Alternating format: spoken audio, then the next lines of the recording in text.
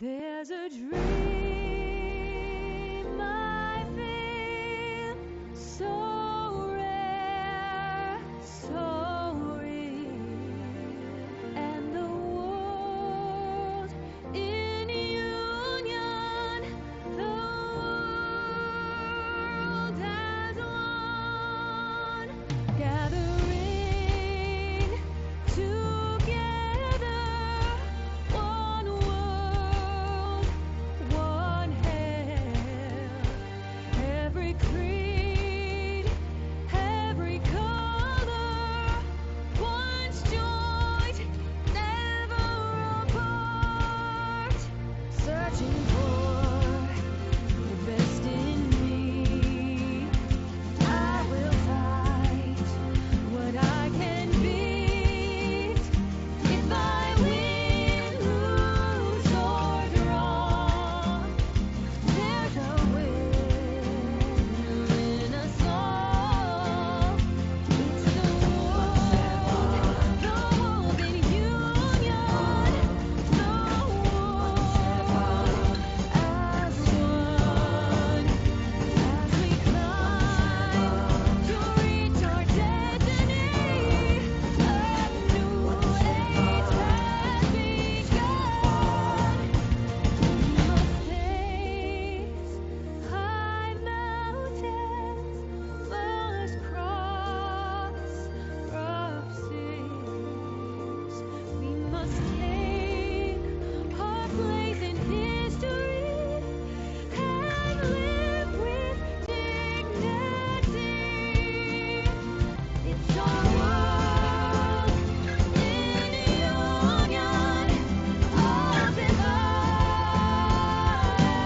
one, as we climb to reach our destiny. A new age has begun.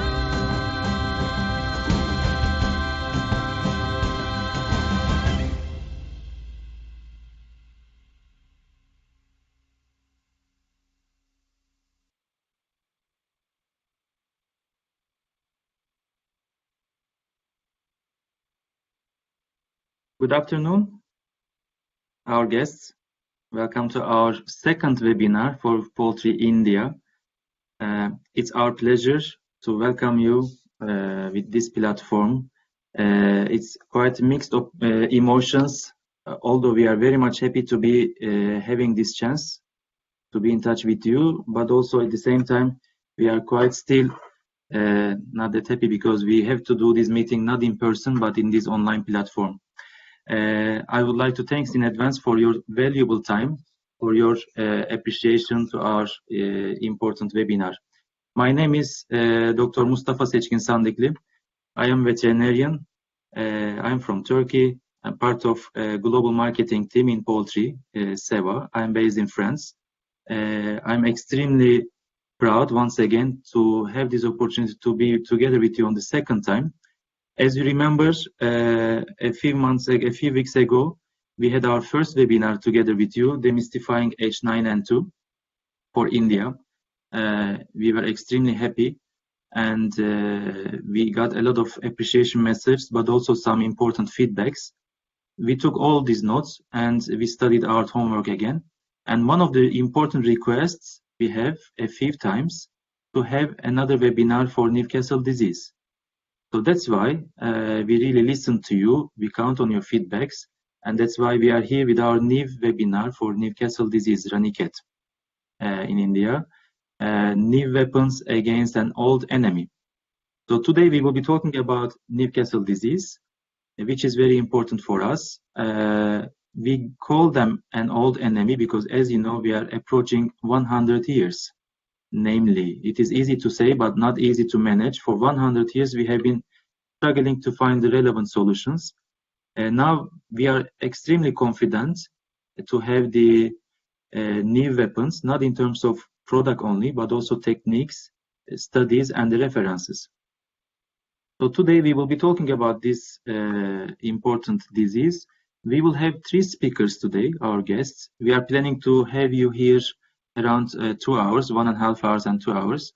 First, we will have Dr. Mahajan. We'll be talking about Newcastle disease and its current scenario in India. And after that, we will have Dr. Marcela Paniago, new weapons against all disease. We will be talking about the solutions mainly. And at the end, Dr. Christophe Casaban will take the stage and talking about take control of transmission and new solutions as well. So, as Ceva innovative and scientific company, and particularly for ND, for the reference products holder company, we are very much excited and prepared. I kindly ask you that we will be having question and answer sessions at the end of the meeting. On your right-hand side on your screen, you will see the question and answer button. So anytime, please keep asking your questions.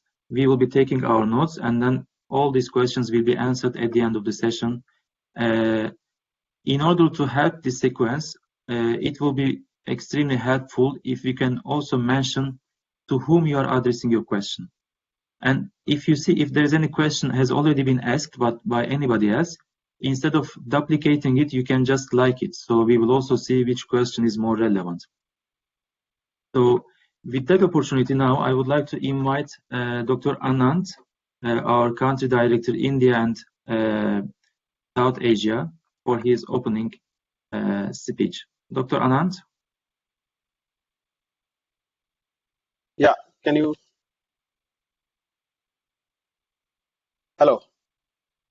Thank you, Dr. Mustafa. Good afternoon, everyone. My name is Dr. Anand Wadkar, and I am the country director at Ceva, responsible for India and South Asia. Welcome again to all of you to this webinar on a disease that is almost as old as the organized poultry industry. Many of you also participated in our first webinar in this series on H9 in February 2021. This particular seminar is on Newcastle disease, also known as Ranikhet disease in India and Asia. It's in continuation of Ceva bringing the latest technical developments and knowledge in poultry to our customers in India. We'll have more sessions in this webinar series to cover critical issues facing the poultry industry. Unlike in other countries I have worked before coming back to India, we have a different perception of Newcastle disease in India. We believe that we have a high season that starts right about now in summer and a low season which is sometime during winter months. This is based on what we see in the field. However, we have to also remember that this disease is lurking in the farms throughout the year.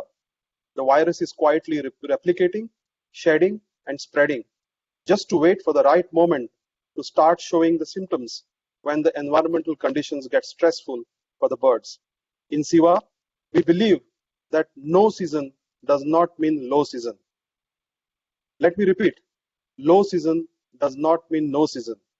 So we have to control this disease throughout the year. Today, our speakers will cover different aspects of the Newcastle disease, and at the end, all of us will have opportunities to ask questions using the chat box, which Dr. Mustafa will moderate. So please stay till the end of the webinar and ask your questions throughout the webinar. We'll select them at the end. With this, let me hand over the session to our technical director, Mr. Milind Limay. Thank you and looking forward to your participation.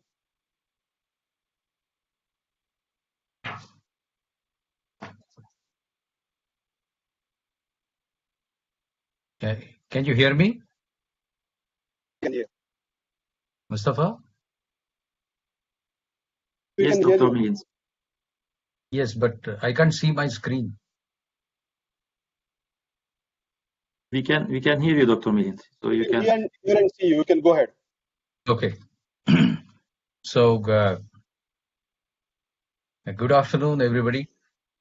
I am very happy to see the attendees, and I can see many good old friends joining today. And it's an immense pleasure to have all of you in the great number for this webinar.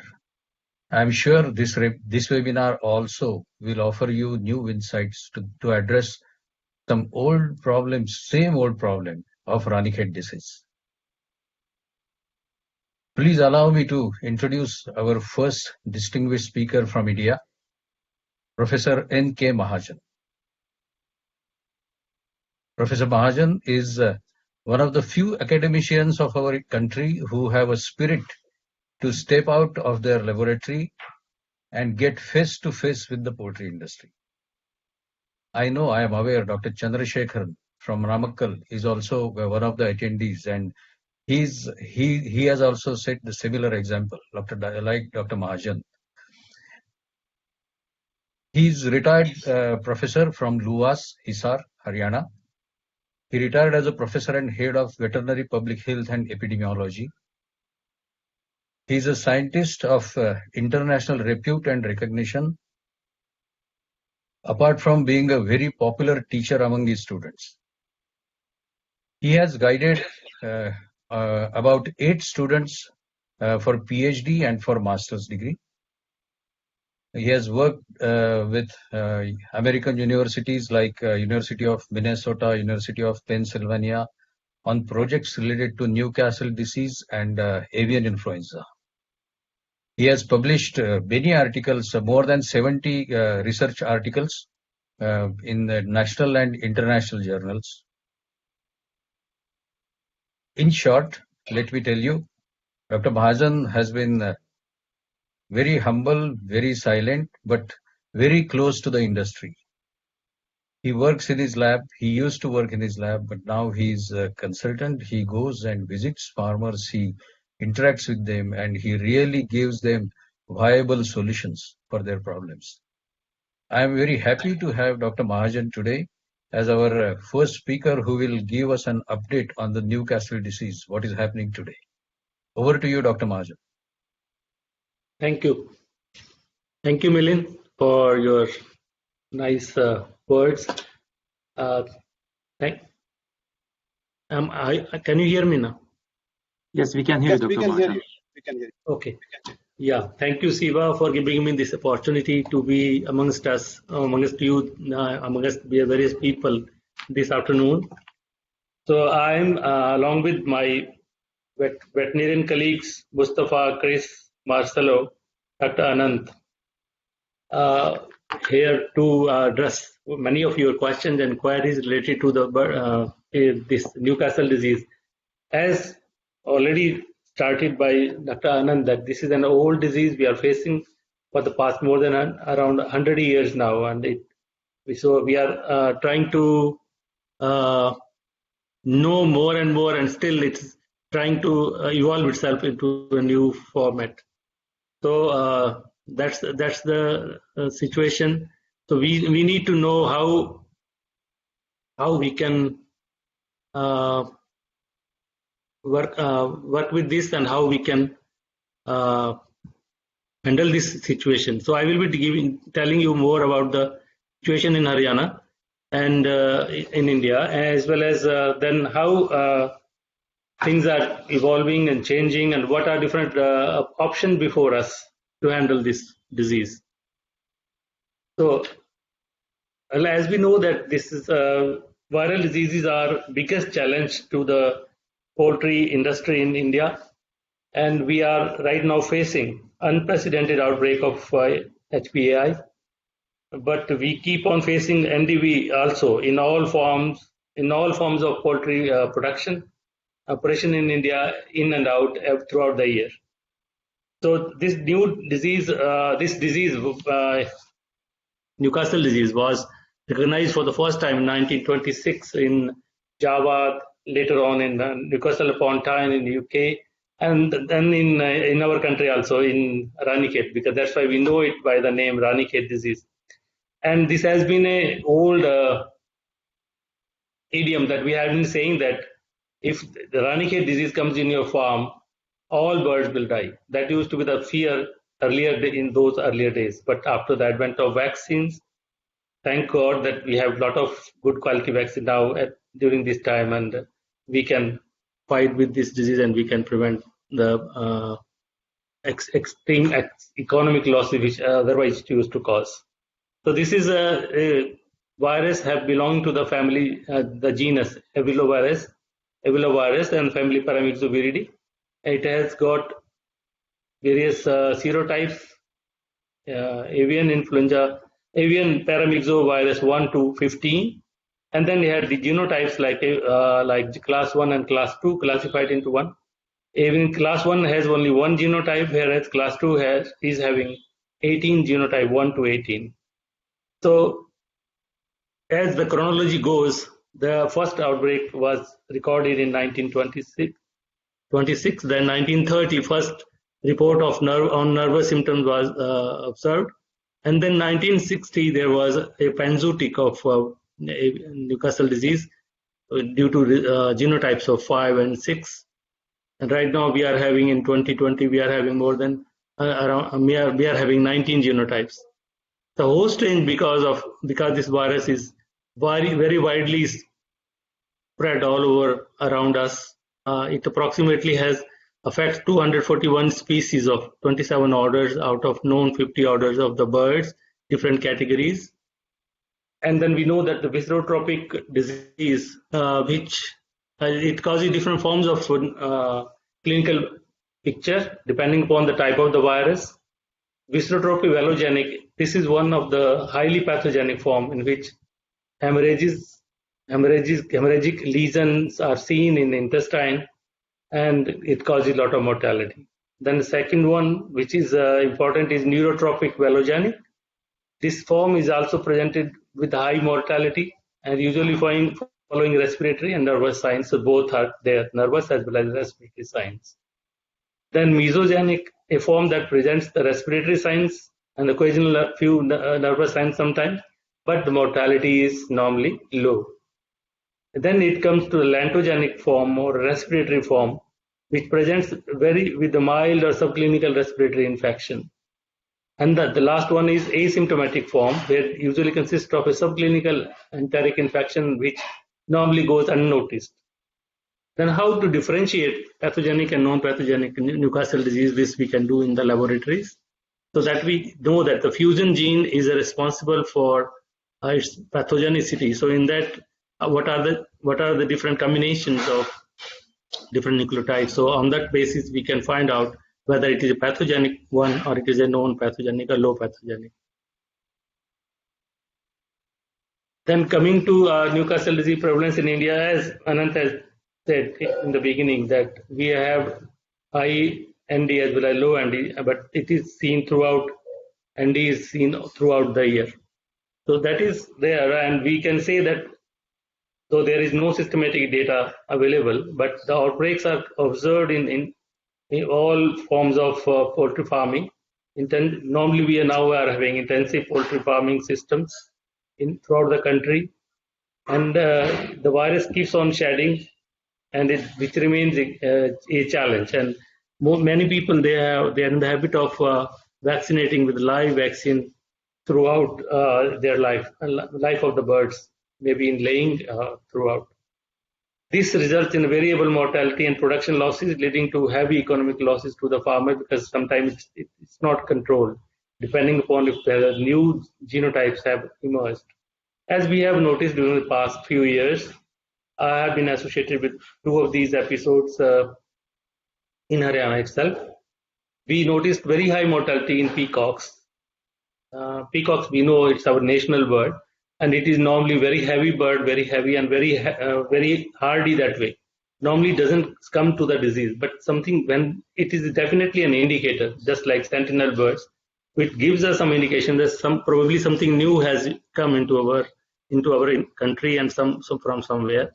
So that was genotype 7 was isolated from this outbreak by us, and this has been published, which I'll show you later. Then again in 2018, there was a heavy mortality in certain areas, southern Haryana, and again genotype 13 was this time noticed. Then coming to diagnosis of Newcastle disease, there are different methods like classical methods, and now of course we have molecular methods.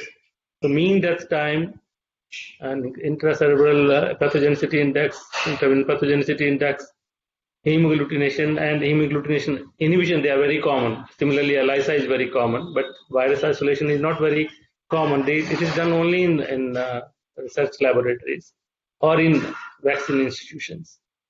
Then nowadays molecular-based tests are very popular and very good that way, that they are very quick in diagnosis. So RT-PCR or real-time PCR, they are the most commonly used techniques right now for detection of the virus. When transmission is disease, it spreads from infected birds or reservoir birds, which are normally wild birds, contaminated water, feed and transport. Airborne transmission of the virus is also an important route of transmission for ND, and we have noticed many outbreaks because of that reason. And during the past few days, we have been seeing storms in Haryana itself. Every week we are having a storm, and that has resulted into amplifying the outbreaks of avian influenza also, because through aerial route we get. So this is one indication that viruses can spread through such type of storms very fast, and that's what we are facing right now. The mechanical transfer of infected species occurs by rodent, insects, dogs, fleas, or scavenging animals. Then the infection takes place by virus inhalation, ingestion by contact with conjunctiva. The disease may vary from subclinical with no mortality to severe infection with 100% mortality in certain forms. Then NDV can cause conjunctivitis sometimes in human beings who are attending those type of farms and where the load of quantity of virus is too high. Coming to epidemiology of Newcastle disease. Newcastle disease is a highly contagious disease. We all know that it spreads very fast by contact, and about more than 250 species of birds of all age groups seem to be susceptible to this infection.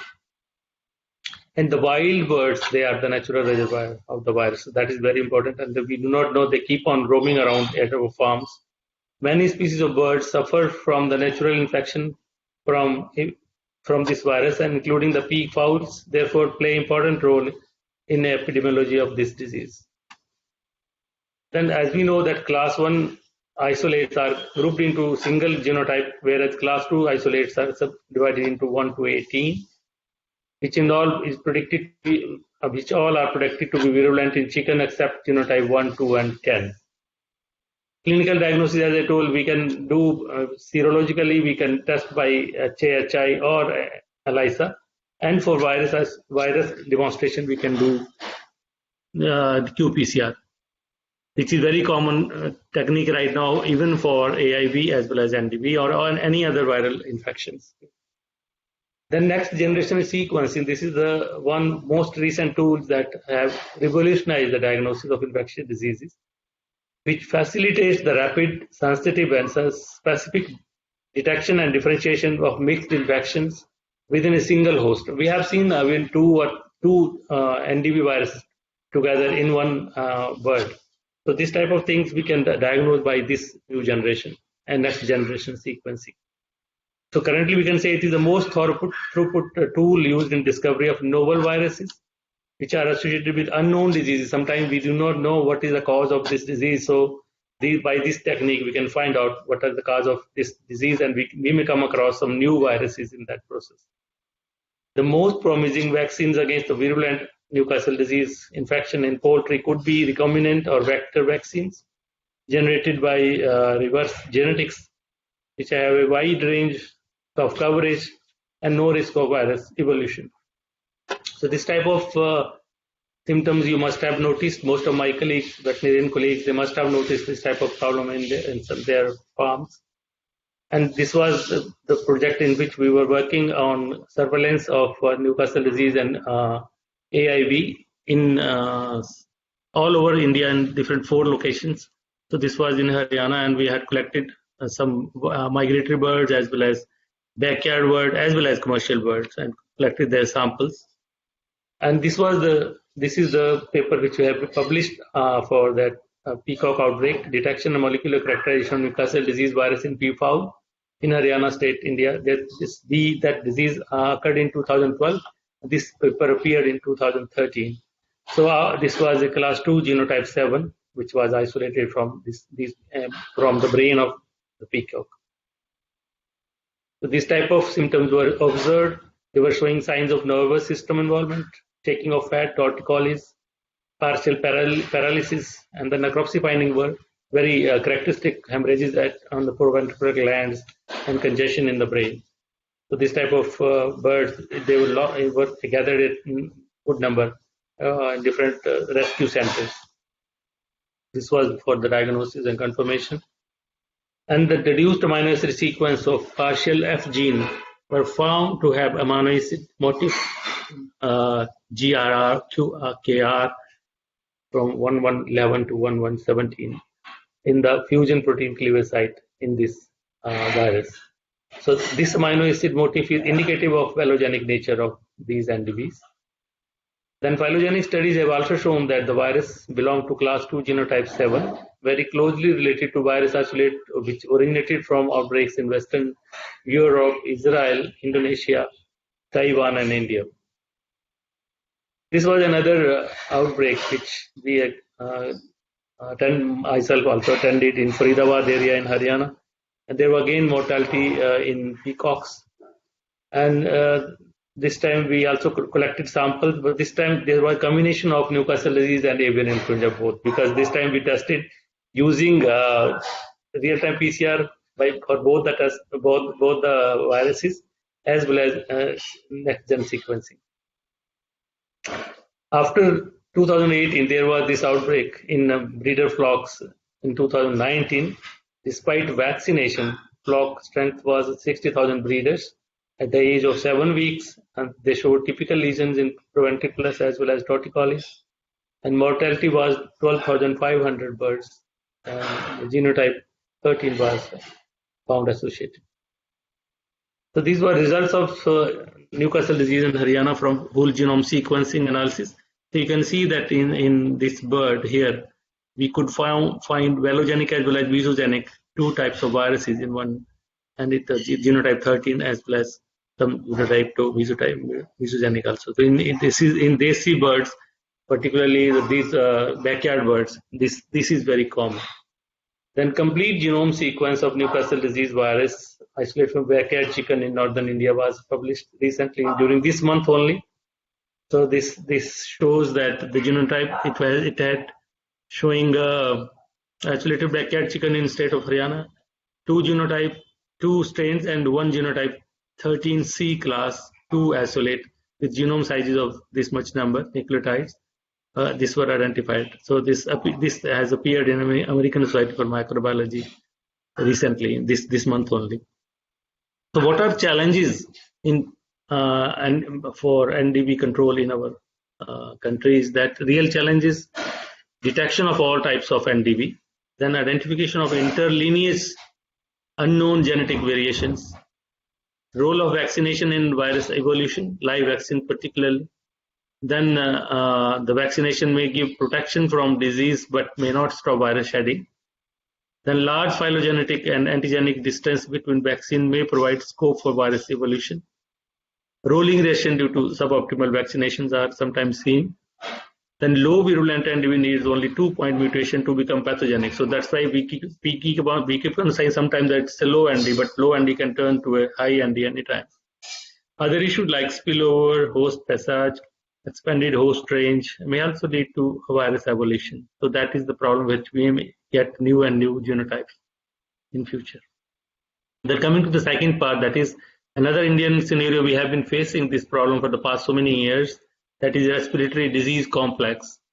This has become almost an annual feature during this part in northern India, where the temperature starts rising during the month of April, during the harvesting season of wheat, and then during the May onwards it starts going at its peak when in the May, June it goes very high. The viruses involved have been found to be NDV, IB, and H9, plus Mycoplasma and E. coli. All these, it could be different combinations. Any of the virus, and along with Mycoplasma and E. coli. So, and then we have also found emerging flus, bird flu, H9N2 started in 2003, and then H5N1 2006, and then 2016 we found H5N8, and now it is 2020 again H5N8. I was associated with this outbreak in Haryana, which was here in 2016 in ducks, and at a small place or a small pond So I had conducted postmortem examination and could see that it's not ND, it's something newer. So all typical lesions of AIV, HBI. So we immediately sent the bird to Bhopal laboratory, who confirmed that it is H5N8. And this time again, we are having this same type of virus in 2020. Commercial intensive farming systems are there now, most of the places in India. Farming has picked up a lot, but still challenges are high. Movement of eggs and chicks from far off places is very common in India. There are less rigid biosecurity practices, particularly bird lifting vehicles. They are not so particular about biosecurity levels. They do not even sometimes wash their vehicles. They carry on birds. Some people consider that because we are going to market the birds anyway, how it is going to affect. But they do not know that in the next flock, when they are going to put another bird, they are going to be affected. So this normally happens. Then unfavorable environmental conditions now, as I told you, that in summers has started and the temperature is soaring high. So there is the harvesting of wheat is going on, and there is a lot of dust created in the environment. So when the temperature goes very high, this can lead to open mouth breathing and this type of work. This we know that the respiratory system for the birds is quite different compared to other mammals, and it has got air sacs, 7 air sacs, and then how the interaction takes place. We know that mycoplasma is almost very much endemic and comes vertically also. And the E. coli, which is a very an opportunistic pathogen and present in all farms wherever poultry is raised, E. coli is there. Then immunosuppressive agents, because of like mycotoxin, this has been a big challenge to us during this year all through. That the quality of maize, which is the major ingredient in poultry, that was not so good. So that led to different levels of mycotoxin, different types of mycotoxin rather, which are known immunosuppressives. The mycoplasma alone in chicken may cause a mild subclinical respiratory disease, but there could be, when it gets combined with the Newcastle disease or IB or AI, there is very increased severity of mycoplasma and E. coli and any of the virus. Then it becomes incurable, and there is a lot of mortality in broilers and the production losses in layers and breeders. This more severe air circulitis and respiratory disease, that's why we call it respiratory disease complex. This one of my students had worked on this problem a few years back, and you could find out that this problem is increasing year by year, every year almost, and most of the problem was seen during March to June, when the peak summer is there in this part. Then we could find out molecular epidemiology, that we could find the presence of Newcastle disease, IV virus, MG, as well as E. coli in some of the birds, in some of the farms, many of the farms, and combination of one or two or both type of viruses, two viruses or one mycoplasma and E. coli. So because we have a first laboratory for mycoplasma also, we could isolate mycoplasma also, and I published those mycoplasma publications also. So that was again, and right now what challenge is before us is that since December 2020 in North India, commercial air belt in Haryana, which is a very highly concentrated, that within 8 to 15 kilometers, there are more than 15 million birds. It has caused extensive losses and mortality, and spreading to adjoining areas now. Reasons, of course, initially it might have started with the migratory birds, and then they must have transferred the infection to native wild birds, that crows, and from there to the commercial birds. And then because of poor biosecurity, there were no restriction on movements, so the problem aggravated very fast. And there is very much highly congested farms which are just adjacent to one another in certain areas in that area. So the quality of maize, as I earlier told, that this is very poor many times. This was very poor, so that was having very high level of mycotoxins, which might have caused immunosuppression and reduce the immune system, reduce the immunity of the birds. To tackle such a huge problem, and economic losses urgently require suitable vaccine to protect breeders, layers in adjoining districts following OI, OFLU guidelines, with monitoring for antibodies and exit policy, of course, that we have requested to Government of India. There was a meeting day before yesterday, and hope they are going to come up with some solutions. Then viral infections, NDV, IB, H9, H5, and their evolution into newer genotypes or strains will remain a constant threat to poultry industry. There is need for judicious use of proper vaccines for different types of birds in different geographical areas, depending upon the prevalence of type of virus, and regular upgradation of inactivated vaccines and diagnostics as per existing field virus. And the biosecurity practices, of course, they will always remain a key for all viral diseases, or for that matter, all infectious diseases of poultry. So thank you very much for your patience. Dr. Mahajan, thank you very much for your clear presentation. It was very nice, very informative. And thank you very much also for your time management. Despite of this very wide topic, you could manage to make it in a very nice time. Now, we will be going ahead with our colleague, Dr. Marcelo Paniagua, for his presentation. But before I invite him to stage, I kindly ask you again, please raise your questions. It is very much important for us to hear and to have the interaction at the end of the event. So, Dr. Marcelo, the floor is yours. Thank you. Well, it's a pleasure to be here.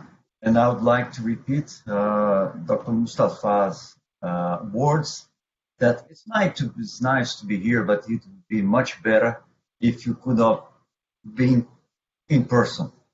However, the situation, the pandemic situation does not allow. So this is what we can do. So let's continue with this series of webinars, and in the future, I'm absolutely sure that we are going to have other face-to-face meetings. Right, but let me start sharing my screen here before starting my presentation. I was assigned to speak about Newcastle disease, new weapons against an old enemy. And when we talk about Newcastle disease, that was previously mentioned, we are talking about a disease that was detected, was described almost 100 years ago. But this Newcastle disease is really still causing problems to us. It has a worldwide distribution. It is enzootic in several countries, but not only that. For your curiosity, this disease was not described only in 16 countries out of almost 200 countries on Earth. Only 16 of them have never described, have never reported this disease. And most of these countries, you may imagine, are located in the mid of Pacific Ocean. So in this way, it's easy to be free of this disease. But it was also mentioned before by Professor Mahajan that the economic and the social impacts of this disease are enormous. And we can say that, well, this is first a constant threat to food security in developing countries. But even for those exporting countries like Brazil, my home country, you may know, or USA and Thailand, and the outbreaks can mean ban on exports. And if these countries cannot export, you imagine the economic problems that the companies would face. So this is a big picture, but when we zoom into our region in Asia, it becomes even more difficult to control it, because Newcastle disease tends to happen in this tropical area of the world. It's very prevalent in Mexico, it's very prevalent in the northern part of Africa, it's very prevalent here where we are today, in South and Southeast Asia. So we are really in a hot area for Newcastle disease, and we have to face it. Industry is growing here, but we have to find ways to grow, to modernize our industry, but we have to find ways to protect our flocks against this devastating disease. Okay, so let me touch a few points related to main strategies against this disease. It's nothing new here, but we know that we depend on three major aspects in South and Southeast Asia to deal with Newcastle disease. Probably the most important is really the biosecurity. With biosecurity, the goal is to try to avoid exposure of chicken flocks to virulent ND virus, right? However, biosecurity is really fundamental, it's really critical. However, only biosecurity in the region that we are located. So biosecurity is important, but it's only biosecurity is not enough. So the second step is vaccination. And vaccination, we want to ensure clinical protection for the flocks, containment of the virus spread in case these flocks are challenged. So this is an important step. And the third one, and probably one that is very much neglected, is the monitoring. We have to monitor. We have to manage. We have to know what is happening, because without knowing, we cannot manage, we cannot take decisions in terms of vaccination, in terms of biosecurity. And there are another point, but it's not relevant to South or Southeast Asia, that is eradication. This is very true for countries like Japan that faced some outbreaks in the past, and they were able to eradicate those outbreaks, and they came back to the free status or free of the velogenic strains in that country. But in India, in South Asia or in Southeast Asia, we rely on biosecurity, vaccination, and monitoring. Well, but I don't have time to discuss all these points. We are going to focus on vaccination against Newcastle disease. When we talk about vaccination, we have to understand that during this 100 years or almost 100 years, several things happened. In 1926, as was mentioned before by Professor Mahajan, it was the first description of this disease. And then several attempts to create a vaccine were done. The first ones in the early 30s, they tried to develop attenuated vaccines. They tried even to develop killed vaccines in the 30s, but they were not very successful. And then in the 40s, there were the development of mesogenic strains that some countries, including India, are still using these mesogenic strains. But two others very famous strains, the HB1, HRB1, and Lasota, were developed in the 40s, late 40s. Then several years without any novelty, anything new. And in the 70s, there were several research in terms of thermostable strains. Today, this type of approach is not really a success, but in the 70s, there were several research. In 80s, I'm sure some of you will remember, there was the introduction of the clone and the vaccines. And in the 90s, the pathogenic strains were introduced into the market. And in the 90s also was the introduction of the first vector vaccine. And that vaccine, it's called Vectorimune, FPN. It was the first vector vaccine introduced in the poultry market back in 1994. So it gives you an idea about the knowledge, about the experience that Ceva has with this type of technology. But then in the year 2000, there were two new types of vaccines that have been introduced. The genotype matching vaccines that are produced by the same type of genotype that is infecting the birds or the given country or given region. And more recently, the vector-based ND vaccines. We are going to concentrate mostly in this vector-based. These are the most modern type of vaccines that have been introduced. And I would like to show what you could expect of this type of technologies. Okay, and here is just a picture. If you browse, if you go to internet, you're going to find dozens, maybe hundreds of vaccines. And all of them, somehow they work. But why there was a need to introduce new vaccines. Why these vaccines are there? They're good, but why they're still failing to induce the level of protection that the modern poultry industry requires. So we have to step back and to understand part of the limitations of this, let me call them conventional ND vaccines. Okay, and the first type of problem that this type of vaccines would face is the interference with maternal-derived antibodies. And I would like to explain this by bringing a very classical trial done by a French group. It was published back in 1978 in the Avian Pathology. And this group, they did a very interesting trial.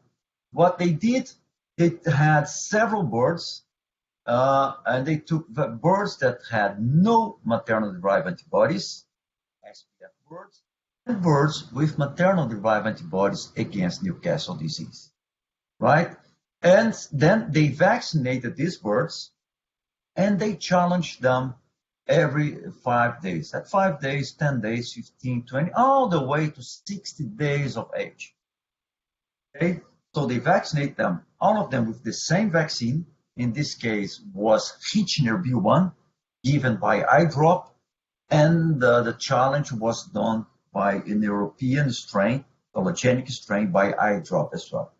So look at this. When they challenged the birds without maternal-derived antibodies or SPF birds, and they assessed the protection, at 0 days, and this was only 4 hours after the vaccination, they could get 60% of clinical protection. Another group that was challenged at 5 days, they've got 80% of protection. 10 days, another group, nearly 90%.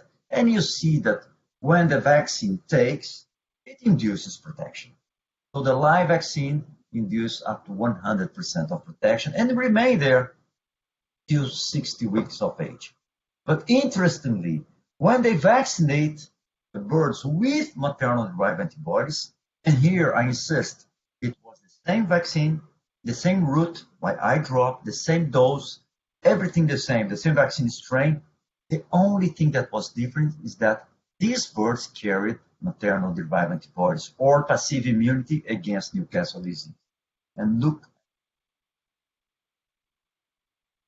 clearly there is a gap in terms of protection, and this gap is caused by the maternal-derived antibodies.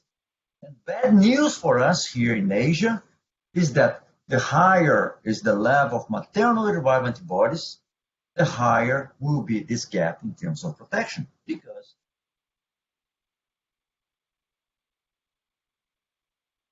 they did this trial using a live vaccine, Hitchner B1, day of age, but they also did the same trial using killed vaccines.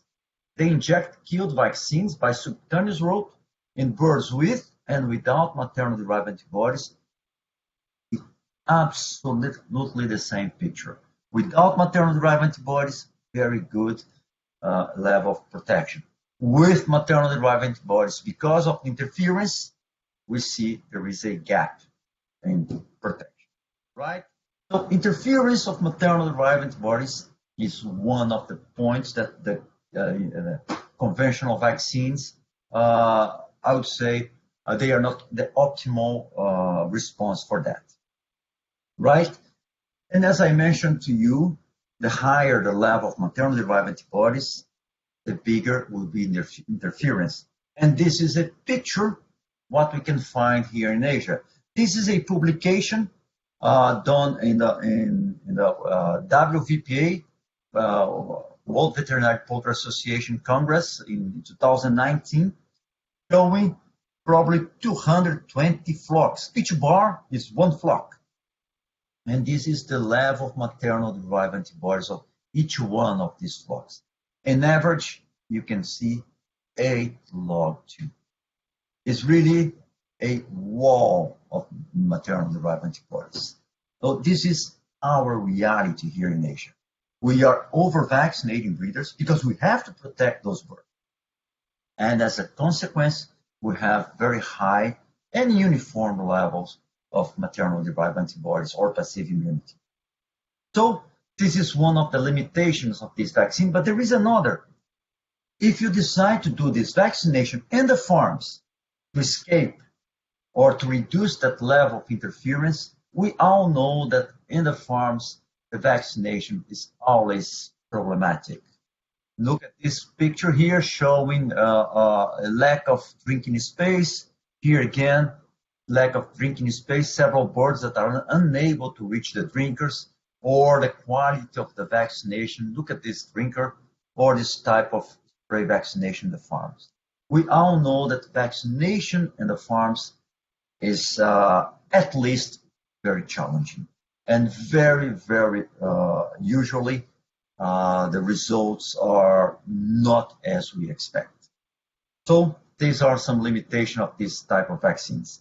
But what type of advantage that the vector vaccines, that the most modern type of vaccines, would bring to solve these situations? Well, but allow me to explain what is a vector HVT-based NDV vaccine, or we call this HVT NDV vaccine, or vector NDV.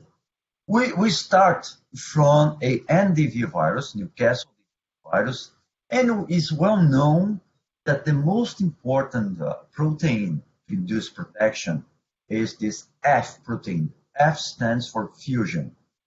So the fusion protein is the most important one to induce protection.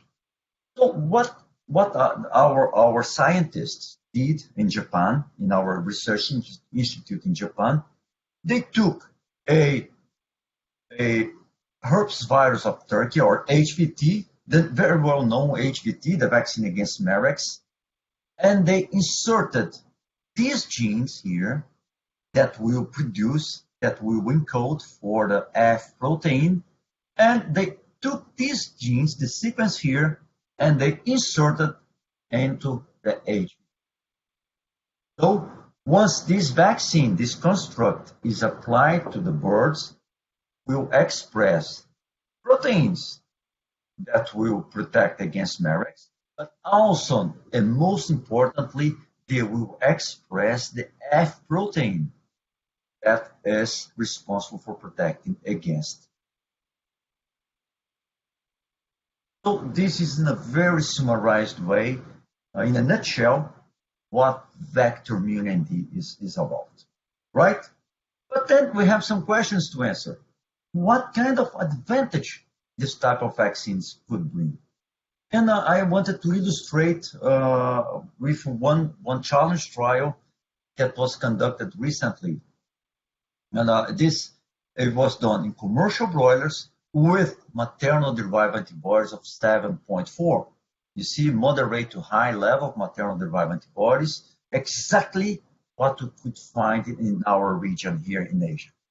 And these birds were separated into 5 groups.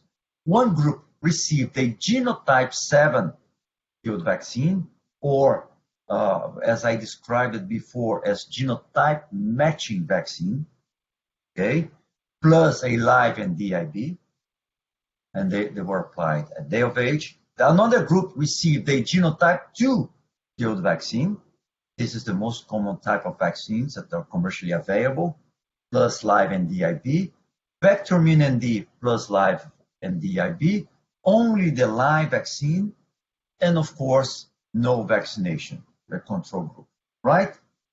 These 5 groups were challenged at 25 days of age, an early challenge at 25 days of age, with a virus that was recently isolated in Indonesia. And this virus belongs to genotype 7I, and the dose was 5 log 10 challenge dose per cheek by intranasal route. Okay. Apart from several types of monitoring, I will show only one, a clinical protection that was assessed during 14 days post-challenge. And when we did the evaluation, this is what we saw. The genotype 7 vaccine, and you remember, the challenge was genotype 7. So the genotype 7 killed vaccine plus live vaccine, 30%. The genotype 2, very similar level of protection. Live vaccine alone, very similar level of protection. This shows that these three groups, there was a interference with that level of maternal-derived antibodies that I showed before, 7.4 log 2. Whereas the vector-immune ND plus live and DIB, the protection was very high. So this is what we can expect. Vector-immune ND will not be interfered. There is not going to be interference between vector-immune ND and the passive immune against Newcastle disease. And this is easy to understand because vector-immune ND is not an ND live virus. It's not an ND killed virus. It is an herpes virus of Turkey or HVT that replicates and expresses the key protein, the F protein, and the F protein will trigger the immune system to give the immune response to give the protection that we are aiming at, right? But then I start to mention, showing the challenge with genotype 7. But we all know that there are several genotypes that are circulating there. And I just put this graphic here showing genotype 7 in Asia, genotype 13 in India and Bangladesh, genotype 7 in the northern part of Africa, or even here in South Africa, in Latin America, genotype 5, sometimes genotype 7. So we have different types of genotypes that even described in the right-hand part of my slide.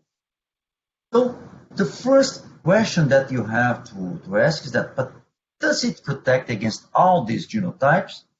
The answer should be yes, because despite of having different genotypes, we have to understand that there is only one serotype, right? It's only one serotype. However, producers, researchers, they want to know, but what about genotypes? Is there any difference? And then I prepared this and I presented this in a congress 5 years ago with some challenge studies that we have conducted with this vaccine. And you can see here, I just listed them here, with different challenges conducted, different vaccine, different strains, first the American strain, Texas GB, the European strain, strains from Mexico, strains from Algeria, strains from Morocco, strains from Peru, from Indonesia, from the Philippines, from China, South Africa, and you can see many different types of strains from Turkey. And on top of that, different type of birds, turkeys, broilers, layers, SPF, commercial layers, and several types of birds, different ages, different routes of infection. And at the end of the day, what we observed that in these 68 studies with 140 challenge trials, we had always very, very good protection, 95, 100%. Okay? And this is important to mention that I just listed here the trials that was only with vector-immune ND. I never listed here challenge trials that were vector-immune ND plus a live vaccine, for instance. If I include this type of trials, this list here will be more than 100 challenge studies. So at the end of the day, there is no other vaccine out there that has been tested so much with different conditions, different laboratories, different regions, different countries. Okay? But we have to answer something. What about the genotype 13? And I wanted to have a picture to illustrate the genotype 13, and I believe that you would agree with me that today genotype 13 seems to be a monster. It seems to be something that's really causing problems to producers, right?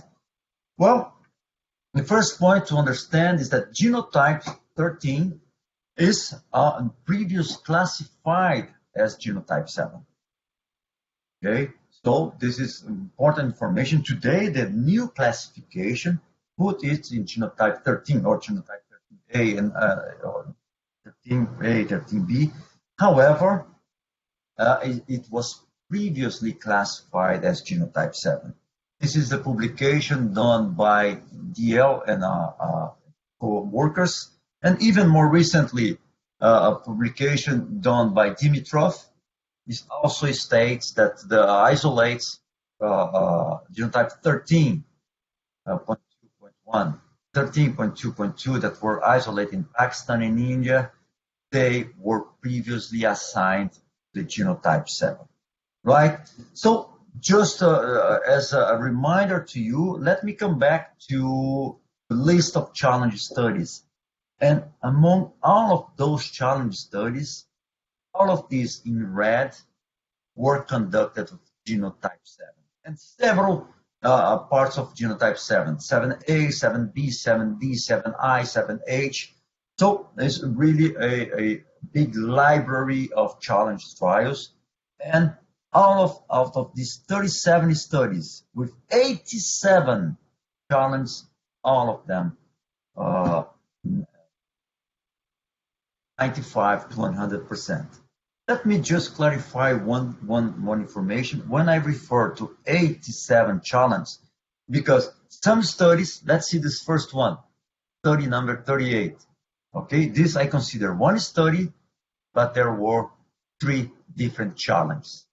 Okay, so I got 37 studies and 87 challenge points or challenge trials if you prefer.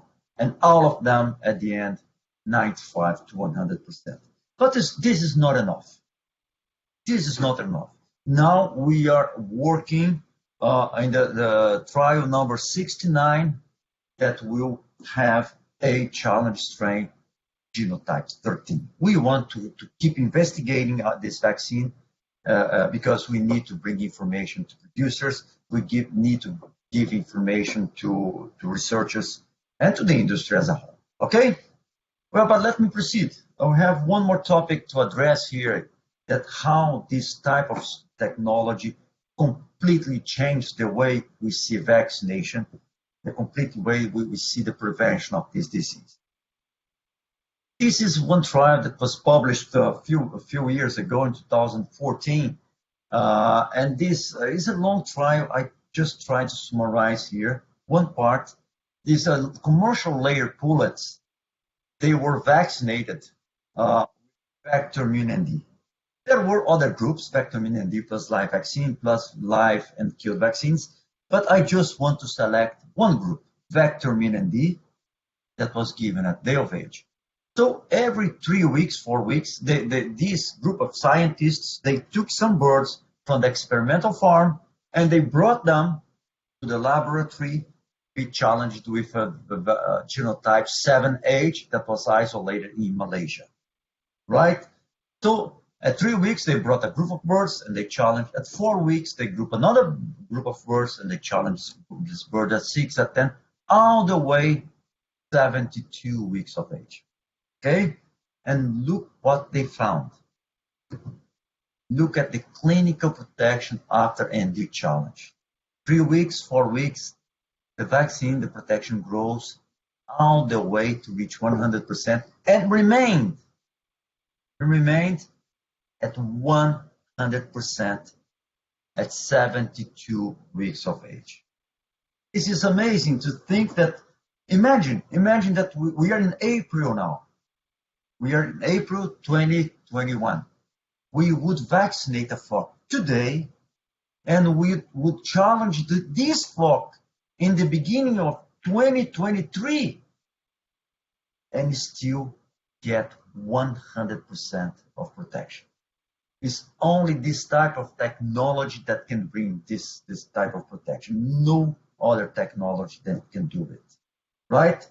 But now, let me address one final point. There are other HVT and V vaccines. Are all of them the same? Well, first thing to understand, all of them could be classified as vector HVT based and D vaccines because they are constructed under the HVT strain. But I just brought here 4 examples. 4 examples. This is Vector-Immune D. So you see the insertion site is inside of unique long, part of the HVT genome, and different promoters, different location site, different strains that was inserted, different HVT strain, different level of passage. Another vaccine, okay, it's the same HVT, not the same level of passage, but the insertion site is different, the promoter is different, the donor is different. Another vaccine, that takes the last one, the PB1 HVT strain. The insertion site is not in the unique long, but is here in the unique short, and the strain is different. So they are based on the same technology, but they are not the same vaccine. They are completely different constructs. Okay, but how do they compare? I just brought here two trials very quickly. The first one was published in a Congress in 2013 in France.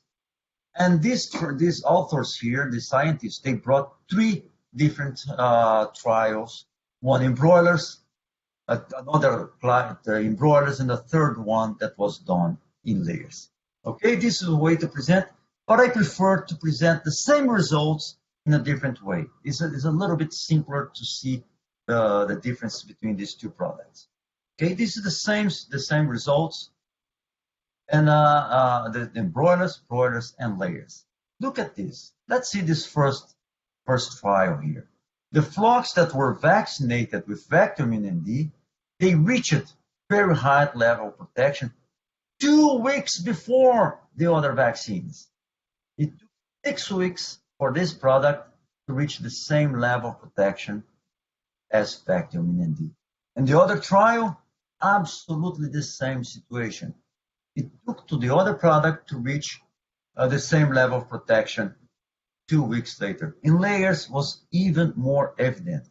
The product took 3 weeks more. 3 weeks more to get the same level of protection.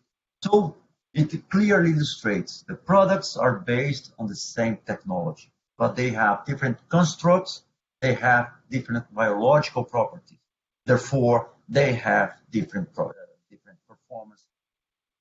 Right? And the other one is comparing Vector-Immune D with another product. I choose this is a trial conducted in Thailand by Chulalongkorn University, and they had 3 groups. They vaccinated one with Vector-Immune D plus live vaccine at day of age. The second one received the live vaccine plus the other HVT product, and the third one was not vaccinated to be the. All these groups were challenged with virulent genotype 7 strain at 28 days of age, and the protection was assessed 14 days after challenge. And at the end of the day, this was the performance that group of scientists from Chulalongkorn University. Vector-Immune D, 100% of protection. The other vector, HVT and DV product, 78% of protection. So at the end of the day, that's the message. They have different constructs. So if they have different constructs, they have different biological properties. They have different biological properties. They will have different performance. Right? Well, I'm coming to an end, and I would like to repeat the words of Dr. Anand in his opening speech. If you think about Newcastle disease, we always have a kind of wave. So this is the disease prevalence or severity, and this is what we see in Newcastle disease. Sometimes you have several problems, sometimes it seems to be quiet, and then it goes up again, it becomes quiet. Or in case of India, it's even more prominent. You have what you call high season, that is starting now, but you call low season.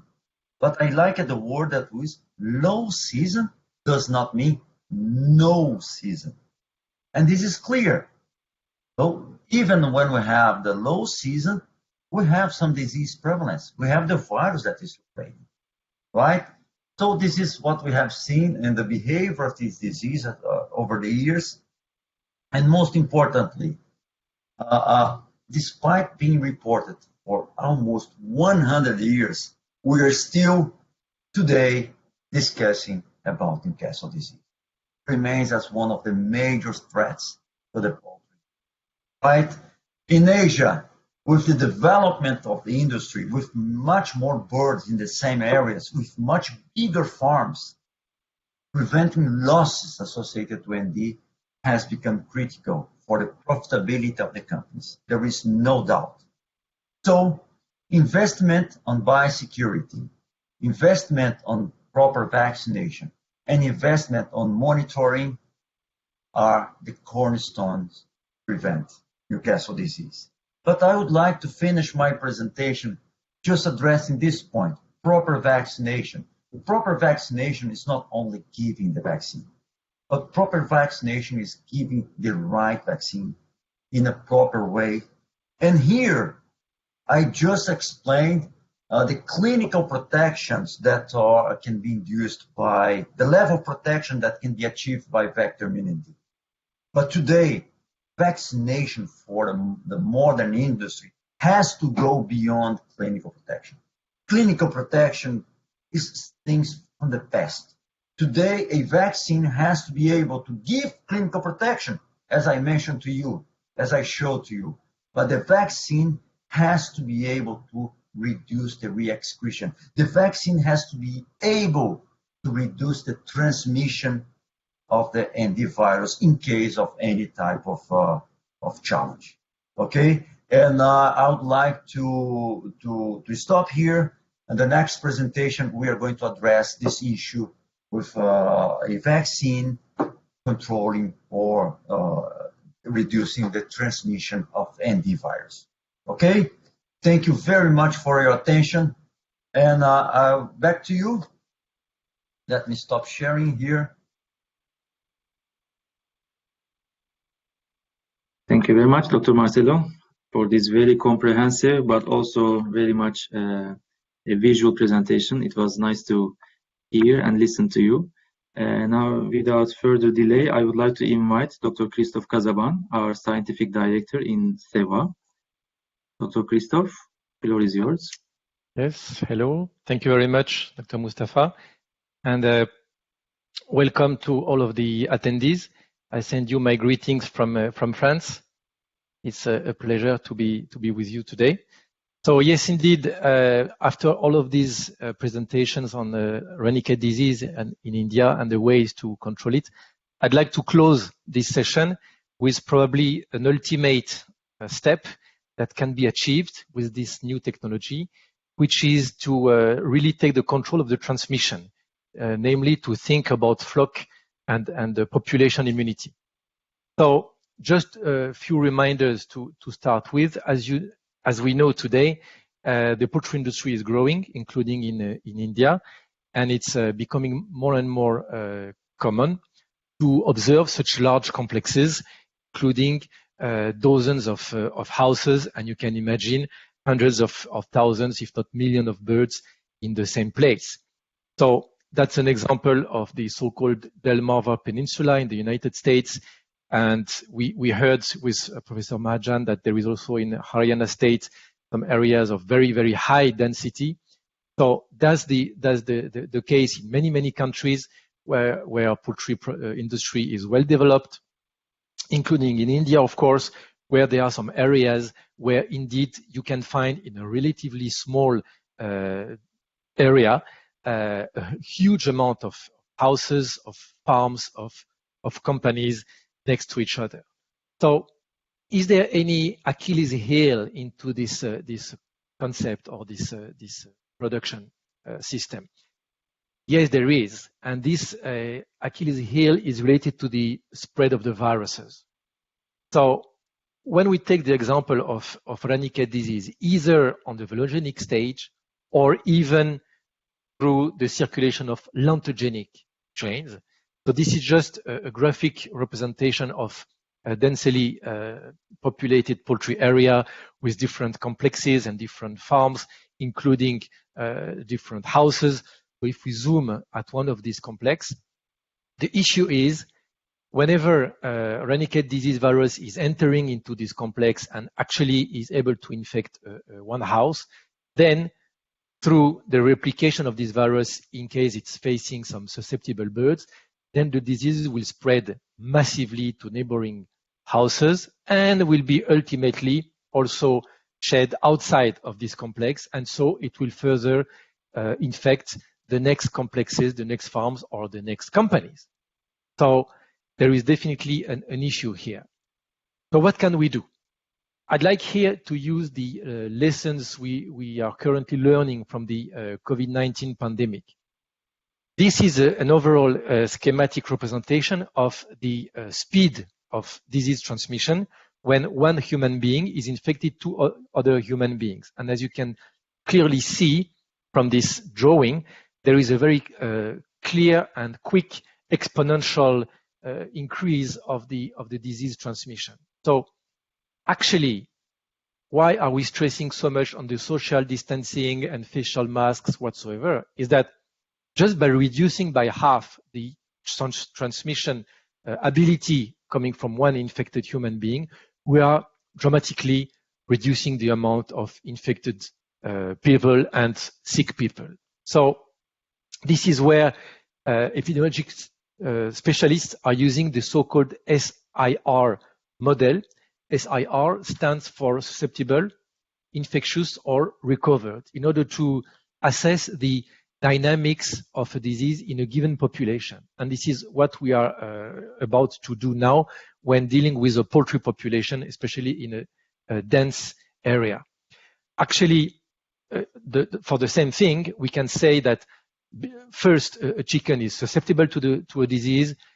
When it's facing the virus, is becoming infectious, and then there are two outcomes, of course, either death or recovery. So the usual goals of vaccination are several.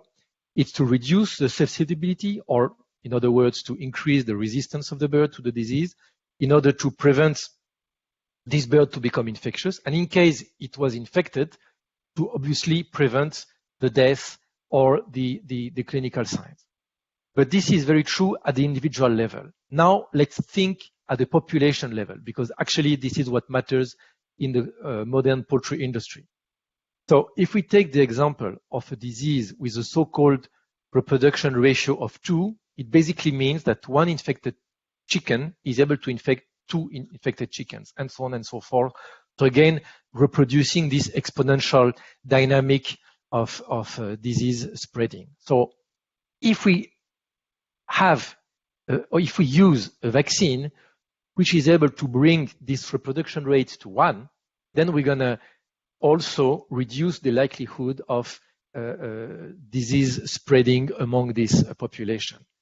And what about if a vaccine would be able to bring this R value below 1? In other words, being a supportive tool towards reducing or even stopping ultimately the disease transmission.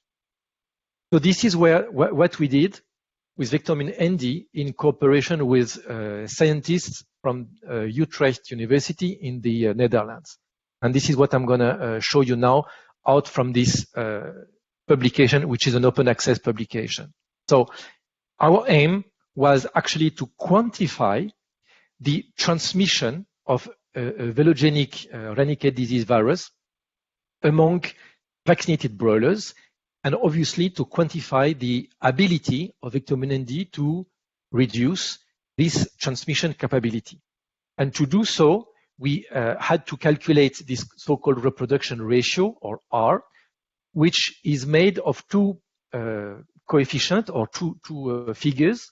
One of them is called beta, which is basically the coefficient transmission coefficient. In other words, how many infections per infectious bird and per day, and by multiplying it to the infectious period, so the T infectious, then we end up into this R value. So to do so, we use commercial broilers, and some of them got vaccinated at day 1, of course, using Vectormune ND. That was already well described by Dr. Marcelo. And half of them have been challenged using a velogenic strain of Ranikhet disease.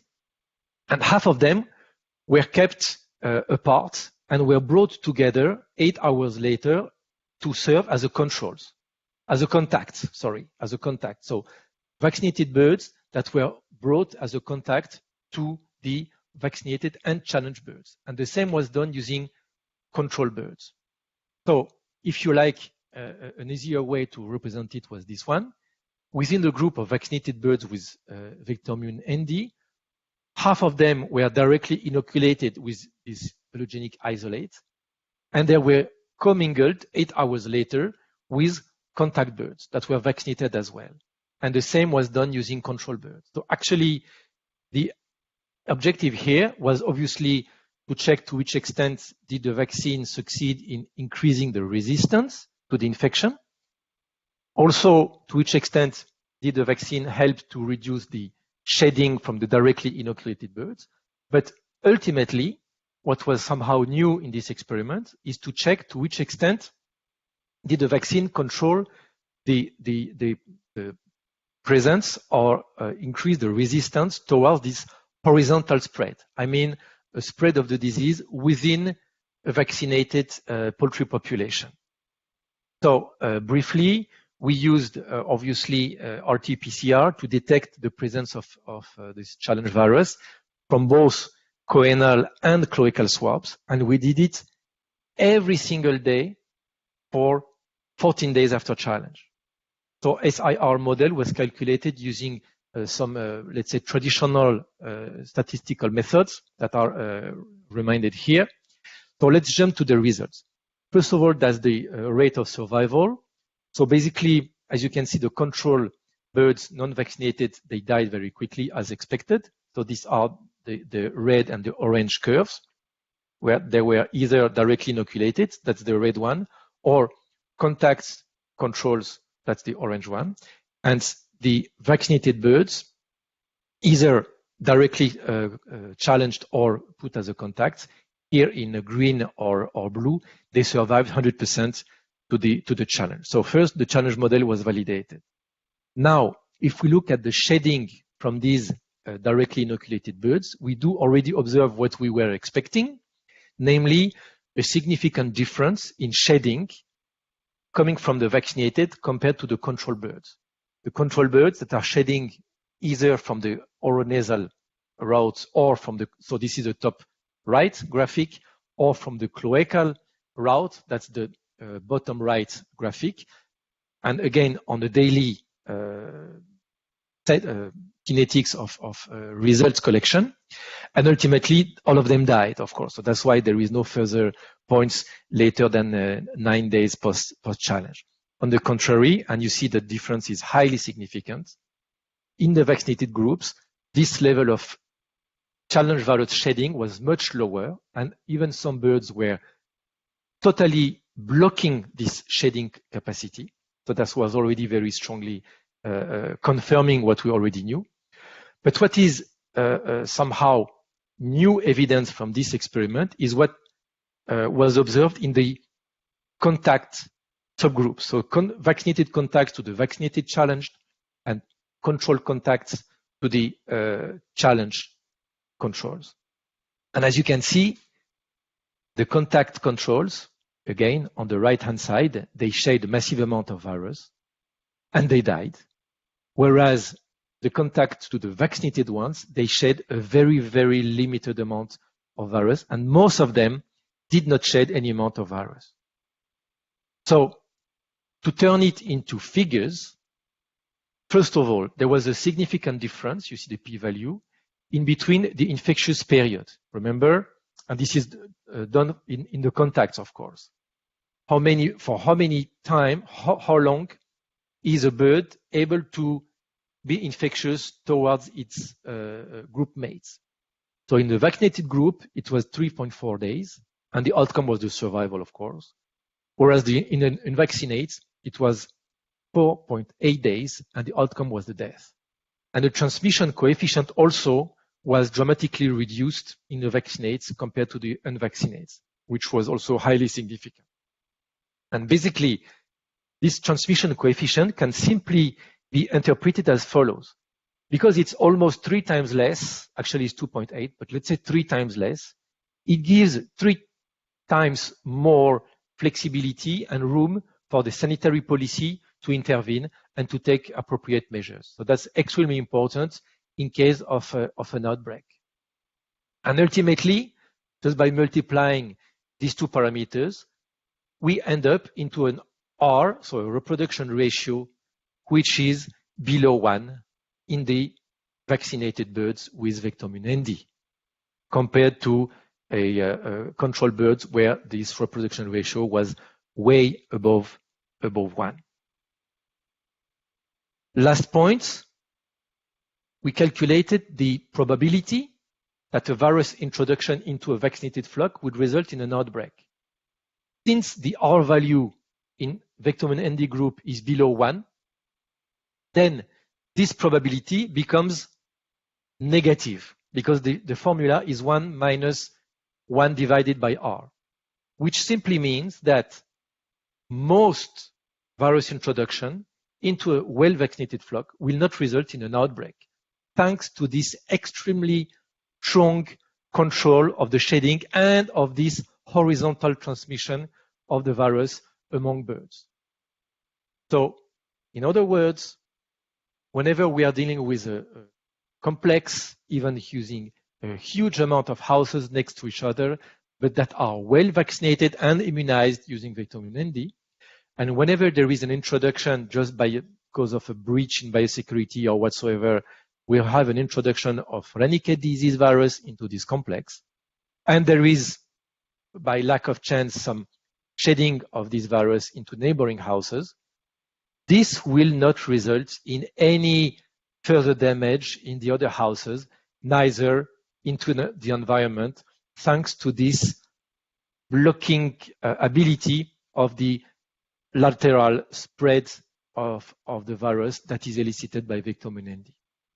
So the take-home messages from this study and this analysis are that by a combination of getting fewer outbreaks and smaller outbreaks, I mean less severe, thanks to Vectomune ND, we are getting less between flocks and between farm transmission. So that ultimately, after a while, the transmission will be completely stopped.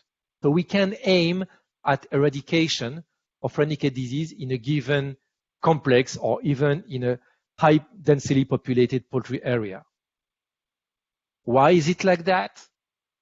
One of possible explanation is that this particular technology is able to elicit all the different arms of the immune response, namely the humoral immune response in the systemic circulation, namely the antibody response, but also very strongly the cell-mediated immunity as well as the local immunity in the mucosa. And this has been already well demonstrated and published in different instances already.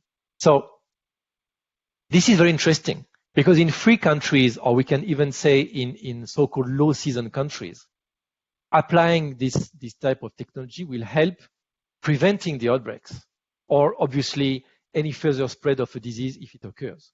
Or on the other hand, the same feature is also valid, is also interesting in endemic countries or in high risky season because you're going to put 1 or 2 live vaccines on top of Vectomune ND. So this will further increase this transmission blocking ability that is elicited by the vaccine. So I hope I was clear. That's the end of my presentation, and I would be more than happy to participate in the questions. Thank you very much. Thank you very much, Dr. Christophe. It was very much appreciated.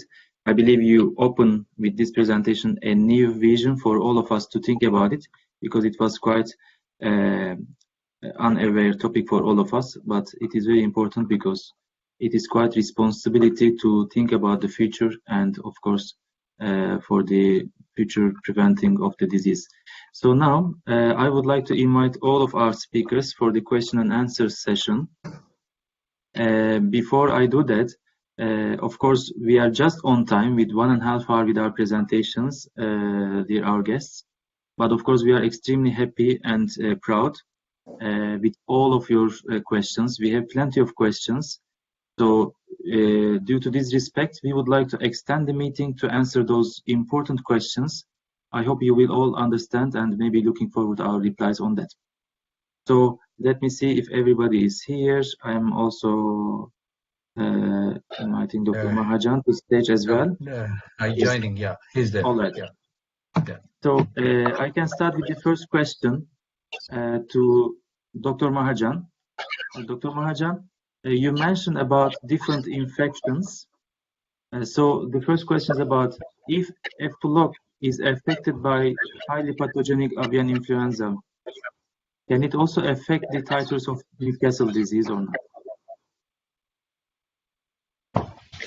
Well, as has been observed during this outbreak, we can say even the vaccine for HPAI, whatever is available in the market, you vaccinate it with the vaccine, kill vaccine, that is also causing decrease in the titers of ND as well as IP. That is one reason which needs to be explained in scientific terms how it happened, but definitely it's there.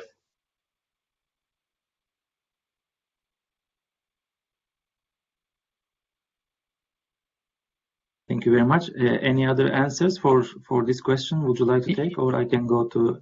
Yes, perhaps I may just comment that even though I would even say that even though these are different diseases, definitely, and the immune system will react differently, what we can say is that highly pathogenic avian influenza, as well as H9 actually, are also playing a role in reducing the immunity of the bird. They are somehow immunosuppressive diseases as well. So just by doing so, they may reduce the ability of the bird to respond properly to a Newcastle vaccination, to a bronchitis vaccination. So this is also how I see a kind of correlation or synergism between them. All right, thank you very much, Dr. Mahajan, for your presentation and for your answer. So also Christoph. So we are going to the other question. So the current vaccination program of lantogenic strains can protect against variant genotype 7 and 13 or not? So this question can be answered maybe Dr. Marcelo. So could you repeat, please, the lantogenic strains? Yeah, I can make it in a different way. So the current vaccinations are protecting against genotype 7 and genotype 13 or not? Under laboratory conditions, I have no doubt that they would protect. Because as I mentioned, and I insist on this point, despite of having the 20 described genotypes, there is only one serum. So under laboratory conditions, they would all protect. The problem is when we transfer to field conditions. And then these vaccines will have to face high level of maternal-derived antibodies, or if you transfer this vaccination to the farms, the quality of vaccination is never optimum. So then it's not the vaccine anymore. It's the vaccine plus poor vaccination, and then we cannot expect protection. Okay, I hope I have answered your question. I believe so, but we have some similar questions, so I will encourage this question with different type of questions as well. One of them is following. Will vector vaccines eradicate the vaccines of the live and the killed vaccines completely throughout the life? Eradicate means will vector vaccines replace other vaccines? Yes, This is what I also understand. This is what I understood. Yeah. And I'm assuming that this is for long-living birds, as I showed a trial that vector immune can protect up to 72 weeks. Well, and the answer is clearly no. Although under laboratory conditions we can demonstrate the protection up to 72 weeks or even longer, under field conditions, it's necessary to add some other live and also field vaccines prior to the onset of egg production. Okay, actually, vector plus live and long-living birds, vector plus live and killed vaccines, they have a synergistic approach. So we will still continue to use live and killed. The biggest advantage, Dr. Mustafa, if you allow me, is that with this vector vaccine, it will allow us to reduce the number of vaccinations in the farms, to simplify the vaccinations in the farm. So this is the best, I'd say the best advantage of this technology for long living birds. Maybe my colleague, Dr. Christophe, would like to address or to comment further. No, that's fine. Clear Yeah. enough, I think. All right. Thank you very much. Another question is coming, is in the future, should we consider the genotype matching of the vaccine for the ND control or not? I suppose this question is for me again. I don't think that this is the solution. First, it works very well under lab conditions. It does work, has a very good, but when you transfer these vaccines to field conditions, as I showed in my presentation, so these vaccines, in case of you inject them at day of age, there would be interference with maternal-derived antibodies. Okay, there is a new approach that what if I insert a genotype 7 in a vector vaccine, right? Could I have any type of advantage? Most likely no, or not significant protection. As I showed in my presentation, a vector vaccine is able to induce protection against any type of genotype that are circulating out there. Thank you very much, Dr. Marcelo. Just one fresh question with the same topic, so I'm trying to segment the questions on the topics as well. So this question can be addressed maybe to Christophe, Dr. Christophe.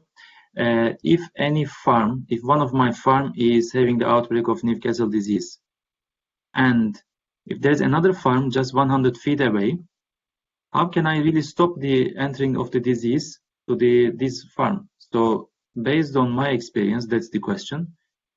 Our guest is asking that there is no way to control ND outbreak in the second farm. Like for any contagious disease, and especially very lethal disease, biosecurity should be first. So whenever there is such an outbreak, every single improvement of biosecurity is most welcome and should be on top of the to-do list in order to prevent the transmission to the neighboring farm. What I tried to show in my presentation is that we managed to assess using a scientific way and even a mathematical way the ability of this technology to ultimately strongly reduce the likelihood of disease transmission. So I'm not able to answer directly to your specific question whether it's going to stop the transmission to the neighboring house, but for sure, after a while and after there will be more and more and more houses under the same vaccination program, this will ultimately reduce the load and the circulation of the virus into not only your farm, but also your area. So that's the ultimate goal. And this is not a dream, that's the reality. So this was somehow my point in my presentation. Very important, I understand. It is a concept, so none of the vaccine can control or eradicate anything, but of course it's a holistic approach, like also Dr. Marcelo answered. So another question can be addressed to Dr. Mahajan. Do chicken have advantage of better protection against avian influenza if they have very high and uniform titers against Newcastle disease? In certain farms in Haryana, they have seen that if the birds were having high antibody titer against Newcastle, there was comparatively less mortality compared to the farm which had very less antibody titers against NDB. There was some good positive correlation. If the antibody titer of NDB is high, there is less mortality compared to the other farm. Thank you, Dr. Mahajan. Any another comment for the same question? No, this is actually very important observation, and the question also I like, because what farmers have noticed of late is that they do whatever to control H5 or H9 outbreaks. There is hardly any respite. The problems come back. And in such a situation, if they maintain proper titers of against Newcastle, which are, as the question has asked, high titer and uniform titers, particularly in long-living birds, then as Dr. Mahajan says, it really makes sense to maintain high titer of against Newcastle, so that there will be indirect possibility of protecting the flocks from the severity of H5. Yeah. Thank you, Dr. Milland. Another good comment. So another question is, it's basically coming. So Dr. Marcelo, because to cover the other questions as well, what is our suggested vaccination program? Because the question is coming, if it is recommended adding field live or the killed vaccines after vector menandis. So could you please remind once again what is our proposal? Okay, so I have to divide this question for a vaccination program for broilers and then vaccination programs for layers and breeders. For broilers, our recommendation is Vector-Minin D plus a live vaccine at of age. D, a synergistic approach, the two advantages live plus vector vaccine. In very high challenge areas, it might be necessary to add a live vaccine in the farms, around 10 days of age, given or taken. So this is the approach for very high challenge areas. Okay. Now talking about long-living birds, layers and breeds. First, in the hatchery, we are going to have live vaccine plus Vector-Minin D, and don't forget SB1 for India, because for this type of birds, they need to be vaccinated against Marex, right?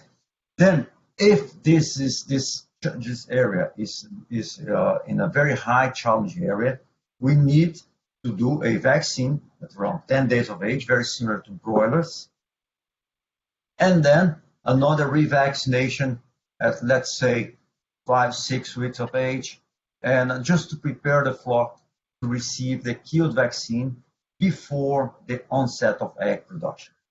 And this is another critical point.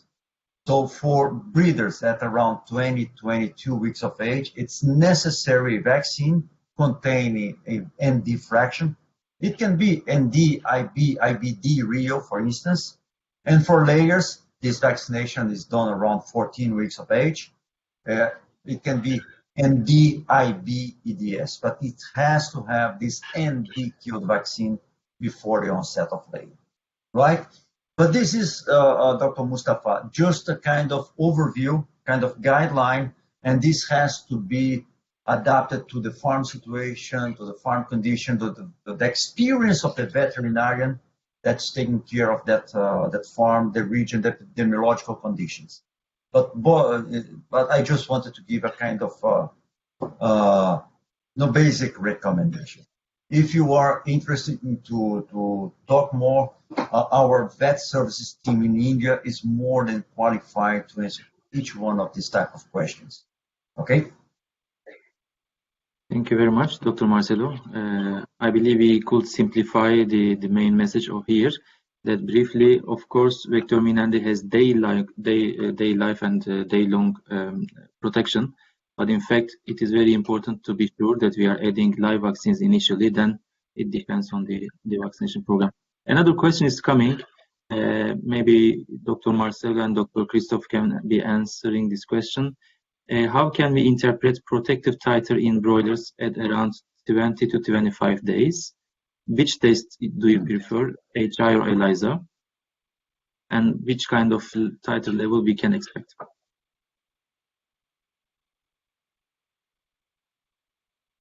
You want to take this? Start. Okay. Well, first of all, if I may, I would say that this age interval is probably not the ideal one, because we are somehow at the end of the persistence of maternity-derived antibodies, and we are just at the beginning of the detection of active immunity in the bird. So I know that in some production, in some countries, broilers can be slaughtered very, very early. So this is definitely a challenge for serology monitoring. However, in general, let's say to have a kind of meaningful assessment, I prefer to wait beyond 30 days of age, let's say 35 days or later, in order to really be able to analyze what's going on. Secondly, you can use what is more suitable to your local laboratory or your experience. I mean, HI or ELISA are similarly suitable. I would be interested also to listen to Professor Mahajan's experience on that. But according to me, both of them are suitable. Perhaps a last point, which is the fact that since Vectomin ND only contains one piece of the virus, namely the F protein, you have to know that if you want to monitor by serology this type of vaccine, you may need to go for a specific ELISA kit that will specifically detect antibodies against F. Because we observe that using the regular kits like BioCheck or IDEX, we see a minimal antibody detection, which is not due to the vaccine, but it is due to the kit. So that's why BioCheck, as well as another company called IDVet, they developed a specific ELISA kit to be able to detect these ELISA antibodies. So then, last point, it's also based on your experience in terms of actual titers to expect, your experience in your area, your production. Remember, this vaccine not only induces circulating antibodies, but also very strongly cellular immunity and mucosal immunity that we don't measure, unfortunately. So that's why sometimes it's very strange. We do see a minimal HI titer, but we do see a perfect protection against challenge because cellular immunity is there and mucosal immunity is there. So altogether, it's difficult to tell you just one figure as a golden standard. Very important, Dr. Christoph. Can I share some Indian experience quickly? Of course, Yes, please. Yeah, thank you.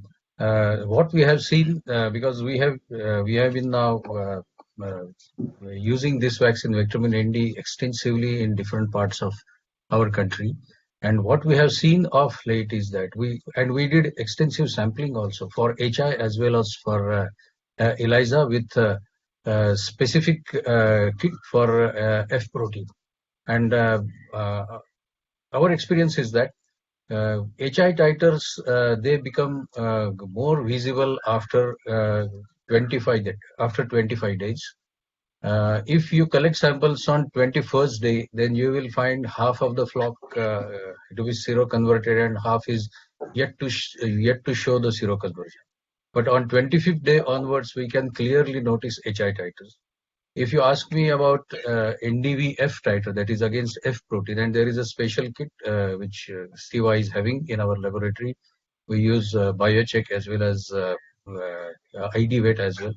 And in that situation, the titers which we could see very easily after 25 days again, and those titers were pretty good. So on 25th day, what I remember, it is about 80% of the sampled birds were seroconverted by 25th day, and by end of 35th or 40th day, there was complete seroconversion with a fairly high titer. So these are the observations what we have seen in India. Thank you. Thank you very much, Dr. Milind. The next question is coming to Dr. Mahajan. Dr. Mahajan, do you have any publication on seromonitoring for Newcastle disease, low pathogenic avian influenza, and high pathogenic avian influenza? And there are also some repeating questions, so I can combine this question here with you again. So, is very virulent ND and high pathogenic avian influenza are the same, or what to do to distinguish them? This is a question which we have been, each farmer individually doesn't are able to differentiate between high BBND and HPI, because we are not speaking in terms of BBND as H9 sometimes, because government had banned anything related to that thing. It should not be related. You should not name anything with HI. Avian influenza. Avian influenza should not come into the picture. So they say it BBND. So everything is going on by the name of BBND, but actually now we can say that it is low pathogen as well as high pathogen virus, which is called as BBND. BBND as such, we can say BBND, we have Newcastle disease as such, but hardly we say it BBND for that. We say mainly for AI, any type of AI. Okay. So for titers against HPI or AIs, that's why, because so far we don't have any kits available in India. We have been trying very hard. Dr. Pranjal is there in the audience, and he procured somehow the kit from IDEX, but there is no software, so it's not working. So thing is, we are handicapped without the available softwares. So I have asked Government of India also, if once you allow the vaccine, you should allow the procurement of kits as well, because without kits we cannot test. Only thing is HA indirectly we can do, but that is not you can say it's very foolproof. HA test we can do, but that again depends. Yeah. Thank you very much, Dr. Marjan. There are kits from IDVET on influenza type B antibodies. Type B. But, but Not this is again no. So this is again the problem where you do not get a very convincing diagnosis by that. So as you have said, it is necessary from the government side to allow these kits to be used freely But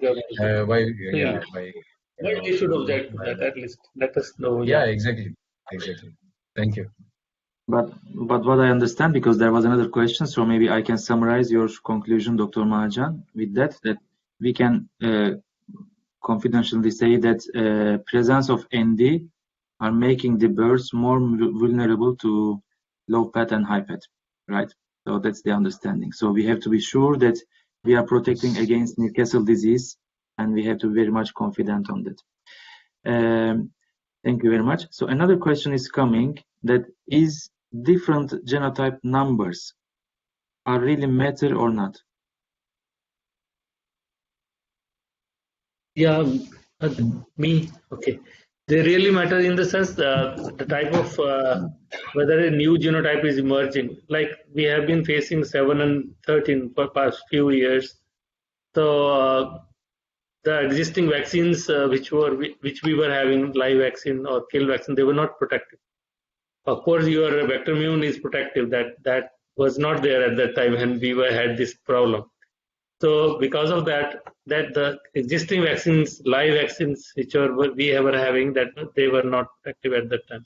So the new genotypes, they are sometimes they could be challenged to different types of live vaccine. But as Marcelo has already said that this type vector immune ND is very effectively dealing with all type of genotypes. So that is a safeguard which you can adopt.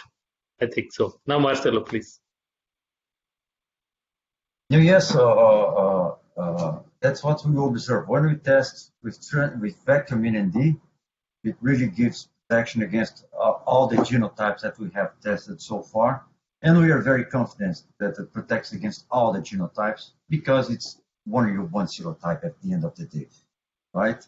So when we keep testing the vaccine, we keep extending the library of results that we have, because it's important, because we need to bring information to producers, we need to bring information to scientists and opinion leaders. That's why we keep increasing our library of trials. Yep. Thank you very much, Dr. Marcelo. We already quite answered some questions, but another critical question I see here: what happens if we stop using vector vaccine once the high season is gone, and going back to killed or live vaccine during the low season?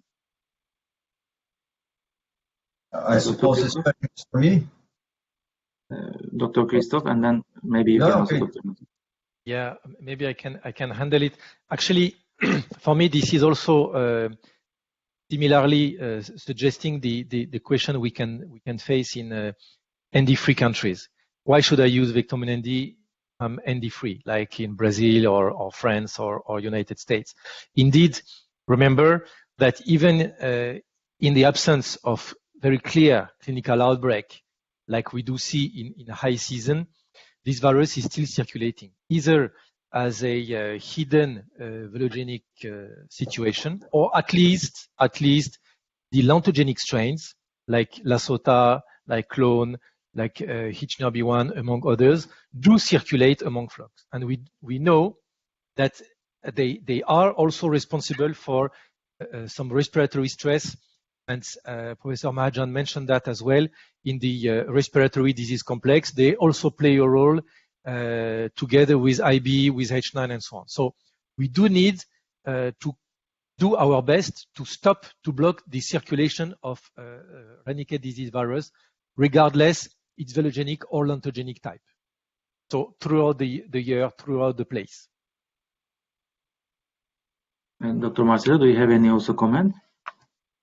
No, this is very much what my answer would be exactly for the high season. We want to protect against the clinical disease. We want to protect against mortality. But when we are dealing with low season, so we need to protect against the circulation of Lasota strains, for instance, that really cause problems. And this is interesting that Christoph mentioned that, because this is exactly the reason why producers don't use vitamin D. Exactly because they noticed that the circulation of Lasota or any other lantogenic strains do cause problems. They do have a reaction to use antibiotics, and at the end of the day, this means loss to producers. So throughout the year, you can use this.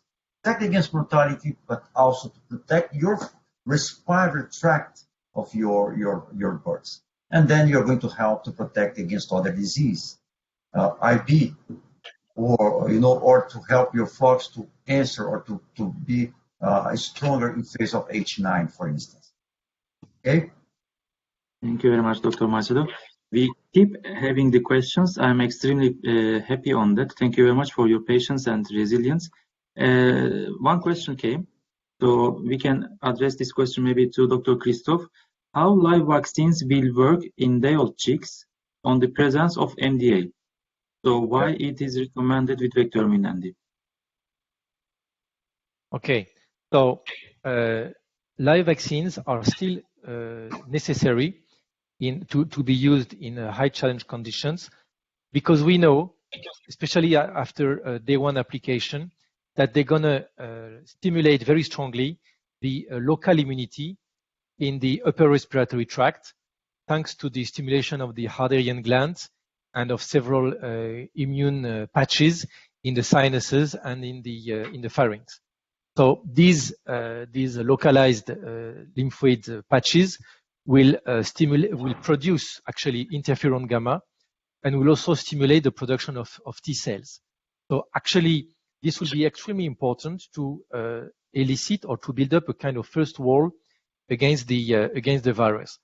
For the systemic protection, we are still relying partly on maternal immunity, and we have also to acknowledge that Vectomyn ND, since it's made of HVT, it needs some time to develop the substantial immunity, because we need to rely on HVT to replicate in the body of the bird and to stimulate immunity. So the immunity is built up day by day, and we know that we need about 2 to 3 weeks to reach the maximum protection. And of course, since it's a herpes, then it's going to last forever. But in a high challenge conditions, we do need these 2 live vaccines, namely day 1 and day 8 or 10, depending on the country, to cover these first 3 weeks of age.